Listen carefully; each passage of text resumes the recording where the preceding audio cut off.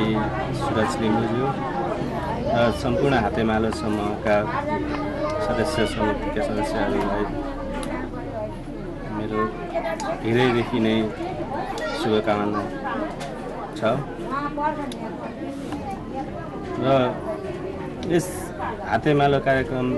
हातेमालो समूहले विभिन्न कार्यक्रमहरू पहिला पनि गर्दै आएको छ र आगामी दिनहरूमा पनि गर्दै लाने सोच हाम्रो समूहको छ। हेरौँ सबैजनाले साथ दिए भनेदेखि आउने दिनहरूमा पनि प्रोग्राम हुँदै जानेछ र हाम्रो उद्देश्य भनेको यहाँका निमुखा जनताहरूलाई सेवा सुविधा उपलब्ध गराउने उद्देश्यले हामीले यो संस्था खडा गरेको हौँ। अब भन्नुपर्दा हाम्रो यस गाउँ विकासमा धेरै निमुखा पिछडिएका जातिहरू धेरै छन्। त्यो भएकोले गर्दाखेरि विभिन्न संस्थाहरूसँग पनि सहयोग माग्दै र हातेमालोलाई पनि हातमा हात मिलाएर सहयोग गर्दै जाने छ भन्दै मेरो यी शब्द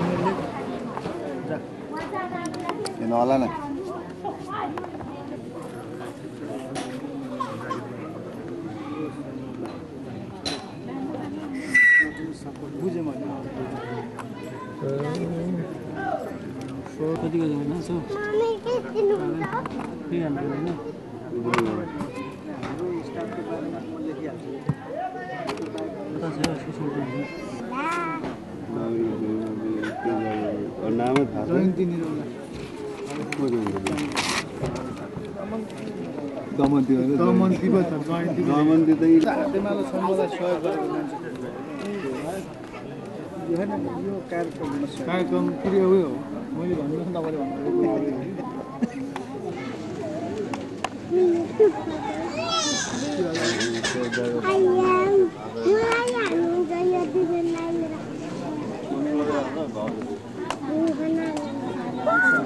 औषधि वितरण यहाँ हुँदैन।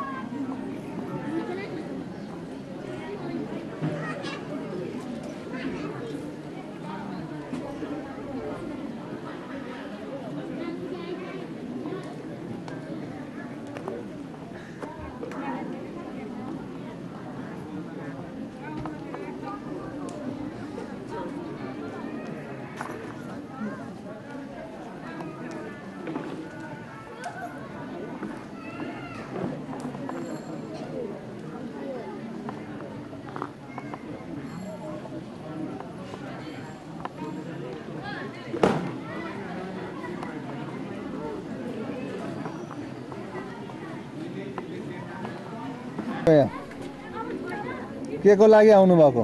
यहाँ गाला ग्यास्ट्रिकको दबाई मिल्छ भनेर आएको। ए कहिले थाहा पाउनु भयो? यहाँ बुहारीले पठाएको थाहा त पाएको थियो। अब के दबाई चाहिँ अनि यहाँ नजिकै यस्तो स्वास्थ्य शिविर आउँदा तपाईँलाई कस्तो लाग्छ? यहाँ भन्नु नि यता, यहाँ फोटो खिच्दैछ क्या, भन्नु न कस्तो लाग्छ? राम्रो लाग्दैन? कहाँबाट आउनु भएको? कहाँबाट आउनु भएको? हजुर अब कहाँ उतिबाट आएको नि। अब कहाँबाट आएको भन्नु? कहाँ बस्नुहुन्छ? घर तपाईँको छोराको नाम के हो? तपाईँको छोराको नाम के हो? पविको के हो त छोराको नाम के हो? पवि खड्का हो? तपाईँ पवि खड्काको आमा हो? ए कति भाइ छोराहरू छन् तपाईँको? 4 भाइ छन् छोराहरू। 4 भाइ? ए अनि अहिले के को उपचार गर्न आउनुभएको? के हुन्छ?